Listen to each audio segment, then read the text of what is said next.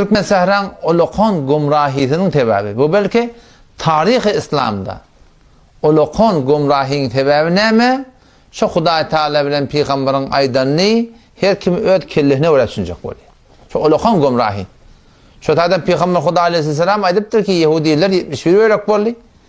Ya Mesihiler 72 bölük bolli. Men ummetim neçe bölük bolli? 73 bölük bolacak. Yani hesap etsen aman o derya kenara gittin bir giyin meydan 73 tane bölük cemaat var. 70 üstünde adana ediliyor. 70 üstünde tekbir ediliyor.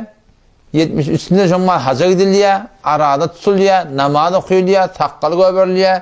Nikah ediliyor. Toy tutuluyor. Peygamber Kudaysa ne yaptı? Çünkü 72'de cehenneme işin deyiptir. Fakat bir cemaat necat tapacak deyiptir. Onu yarışılı haydi cemaat men bilen yaranımın yolu. Şimdi Peygamber Selam'ın namaz okuyuşu.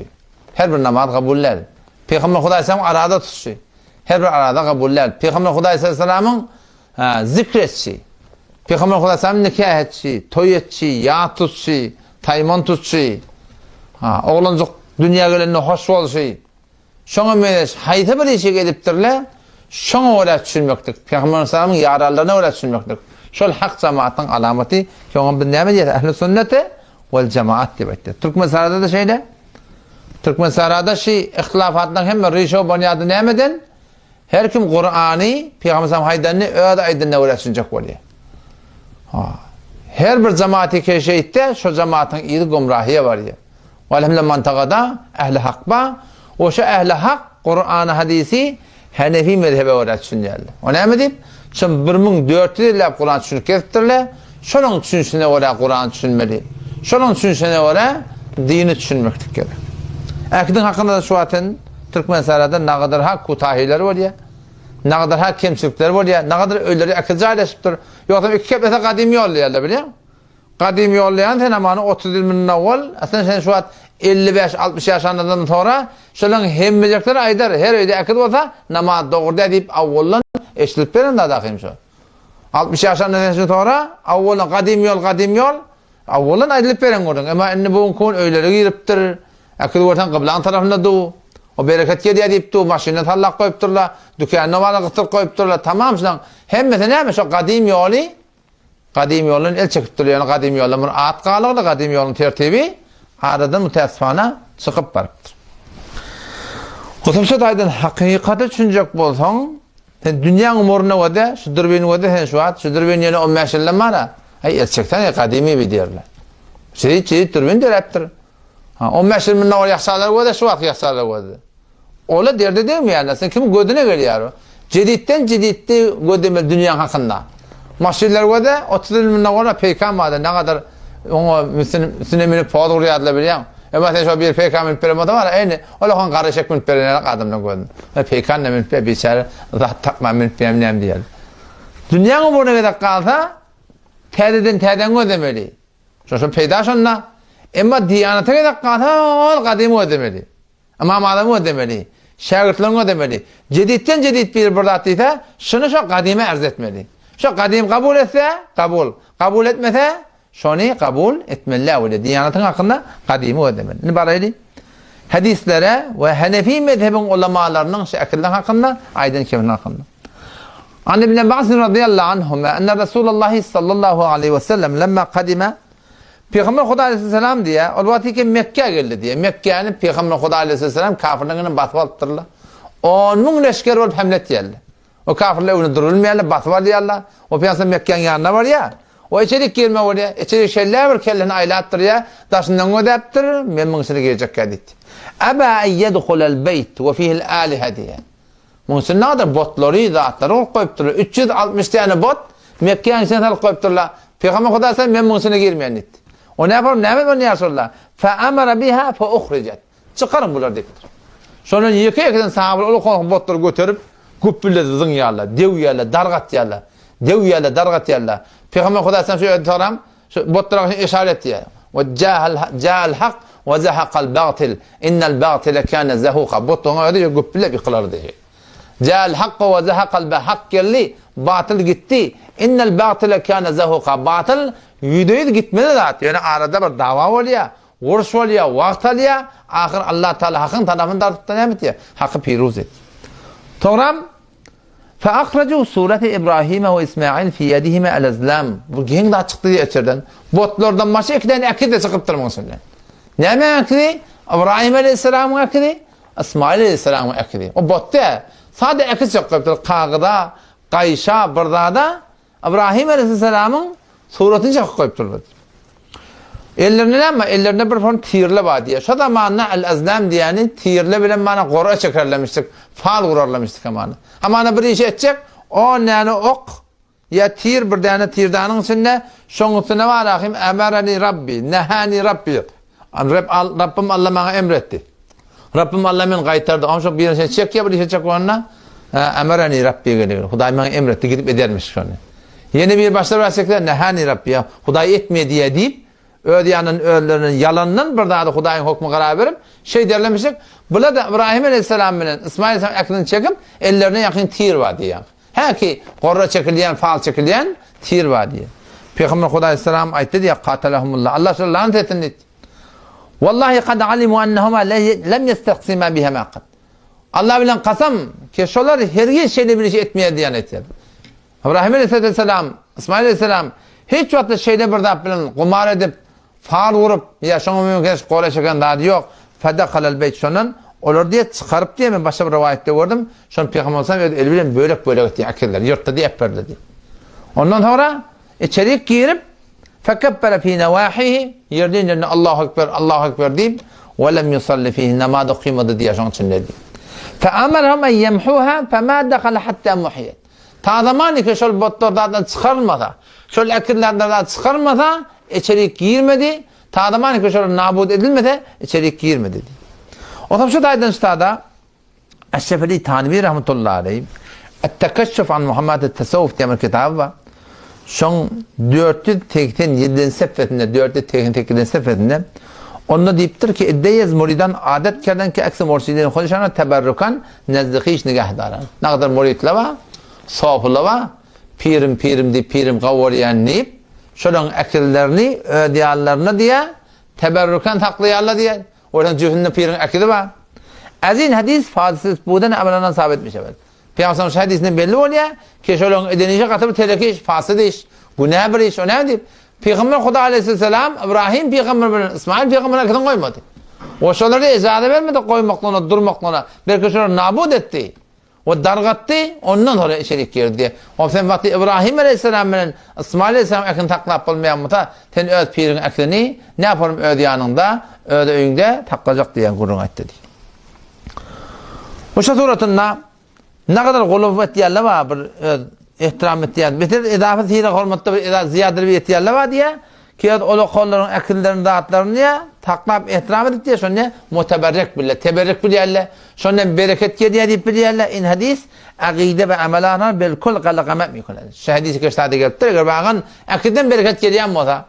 Akiden bir hayri geliyor mu da? Peygamber Huda Aleyhisselam şunun ikisinin akide ne mi derdi? Saklardı. Nihayeten eline akı var akım tiyirlere ayırırdı. Bunları ayırın. Akid kavdat ki akiden bir hayri geliyor mu da? Peygamber Huda Aleyhisselam hatmin şunu saklardı diyor. Bu hadisen yankılatları Eşşefeli Tanvi rahmetullahi aleyh sırahaten aydıptır. Tonkan ise geliyor. Ve anha Hazreti Ayşe radıyallahu anh'a rivayet enneha iştered numraka. Hazreti Ayşe radıyallahu anh'a bir tane diye kişi diye köpçek tatını tutturdu. O fiha tesaviru. Şu köpçekte ekidi varmıştık. Başka birinin köpçek alıptır. Ekidi hayvanca Allah'tan ekidiler ve köpçek. فَلَمَّا رَاهَا رَسُولُ اللّٰهِ sallallahu aleyhi ve sellem قَامَ عَلَى الْبَابِ فَلَمْ يَدْخُلْ Peygamber anırdan gelene şeyler içerik selek çeken olmalı. Köpçek orada diyor. Köpçeğin üstüne ekidi var. Durdu diye içerik girmedi dedi. فَعَرَفْتُ فِي وَجْهِ الْكَرَاهِيَّ Hazreti Ayşe radıyallahu anh'a Peygamber yüzün mü diye anladım diye. Şimdi narhap bottu. Burada da hareket etti. Burada Peygamber Huda Aleyhisselam'ın ınzıydığı. فَقُلْدُ ya Resulullah اَتُوبَ اِلَى اللّٰهِ وَرَسُولِهِ Ya Resulullah Allah bilen Peygamber'e ben tövbe ettiyen. Ben ne mi günah ettim dedi diye. Keten şu varım yüdük odun ötüyor diye. Peygamber Huda Aleyhisselam etti diye. مَا مَالُ هَدِ النَّمْرُقَ Bu köpçek ne dedi diye. Bu surat ne dedi diye. Köpçek akıl ne dedi diye. Onu şöyle ben şunu tatını aldım. Keten sonra yaplantı var akın. Şuparım var akın. Ödünü yatık edinler ya. Peygamber Huda Aleyhisselam şunu etti diye. İnne ashabi hadis suvar.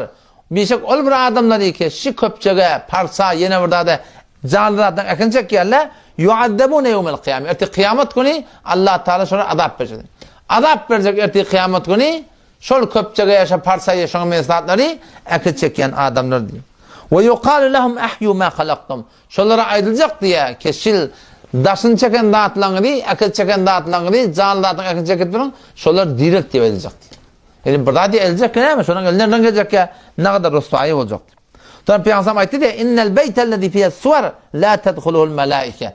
Bir şey ol bir öyle diye ki, şonna akıl var, canlılardan akıl var, şolaya ferişte girmedi diye. O şey hadis hem Sahih Bukhari'de geliyor, hem Sahih Müslim'de geliyor. Şimdi hubbe sahih hadis, hadisten istilali şahsiyet mekan hakkımda yok dedik da. Etenli Allama Mualledi Hayr rahmetullahi aleyhi diye kalet Tibbiyo, Tibbi rahmetullahi aleyhi muhaddisinden biri. Ve fil hadisi delilun ala imtina'a dukhulul melaike fi beytin fihi suratun innema huve li ecdiha. Ona şu hadis delilli ol bir öyle ki şuna surat bolsa, canlıların suratı bolsa şöyle rahmet perişler girmeyedi. Sevan kanet mubaha ve haraman. Öten sonra gurun etti akım, ol bir akılları ki defele niye ihtiram edilmeye, rahat edilmeye, onlarda günah yok diye ettik. Bir akılları ki tilak ediliye, hürmet ediliye, köplenmedin her bir akılları var, tilak olsun, enen kovasın, atan kovasın, şonlarda günah karşılık var. Ama öten sonra bir gurun yartı yurtuna kaldı, mekan ihtilaf ravayip var diye ettim ha. Ki bir akılları var, öyle defelen ketpiye, halla halsada, köpçükte burada defelen ketpiye. Şu defelen ketpiyelerde günah yok, ama onda da rahmet perişte girmeyedi. Ondan şu taydan manakım öğrenmedi rahmet periştelerden mahrum etmeyecek olsak ne etmeli biliyor musun? Lağıl ama şu açmaya bolyan otağım. O tadama bir bolyan otak var. Oğlan sen maşkiye diyen yerini yeni burada etiyen ki şunu ekidi var burada para. Şoları bir otağa geçirmeli hemen. Kalan otakla odaklardan hali olsun. Yer hatta imkan seyretmeli patuda. Aliyan halimde de atlamada şu dağıtlar bolmasın. Ta ki doğru odakta günah karşılığı yok. Ama şu rahmet perişten girmesilerine sebep olacak. Mualledi Hayr rahmetullahi aleyhi Hanefi mezhebinin ulemaları şunu Merkatul Mefatih'de Şerh-i Meşkat'ta şunu açıklama ediptir. Toram Hazretleri radıyallahu anh'dan şu rivayeti getiriyor ki men savvara timtaledir ruh her kimi ki bir canlı dağdın diye aklını çekti deyiptir. Canlı dağdın aklını çekti. Çoğun botun mecertin, çoğun mücehmetin mecertin kulli fe yevmel kıyame yunfaka fiye ruh. Eti kıyamet günü şöyle adamı mükellef edilecek. Boyun nokmayacak kendine sana can ver. Ve leyse binafihin. Ve leyse binafihin ol adamın ne can verpecek mi? Femma la nehi an tesir ma la ruha lehu. Ol elbette o bir adamın akıl çekmeli olsa bırdat etme olsa ona ne mi? Şol bir cansız atlan akıl çekmeli. O bir şey adamın işi şu oluyor biliyor musun? Nakkaşi oluyor. Şu adamın mana nakkaşi elbette mana huner deyip şonsunun günah koruyan adamlar var. O şol adamlarda bir kopten işi şu da öğreniptir dağını. Başka işi yok. Bu ne etmeli? Şol zansız dağıtmak akılını çekmeli. Hem sana arkadaşlar rivayette geliyor. Muhtemelen sahabede geliyor. Nadar ibn Anas radıyallahu anh diyor. Kuntu ibn Abbasin radıyallahu anhuma ve hu yufti en-nas. Hazreti İbn Abbas radıyallahu anh'ın yanına otuydum diyor. Şunu anladım diyor. O zaman adamlara fetva veriyor dedi. Yani köpten şunu yanına otururmuştuk. Yanına bulurmuştuk. Adamlara fetva verirdi diye. Şu zamanında sahabeler muftilerin miydi? Ama la yusnidu ila nebi sallallahu aleyhi ve sellem şey'en min fetya. Torunlarına peygamber şey deyip aytmardı diye. Belki özünden fetva verirdi diye.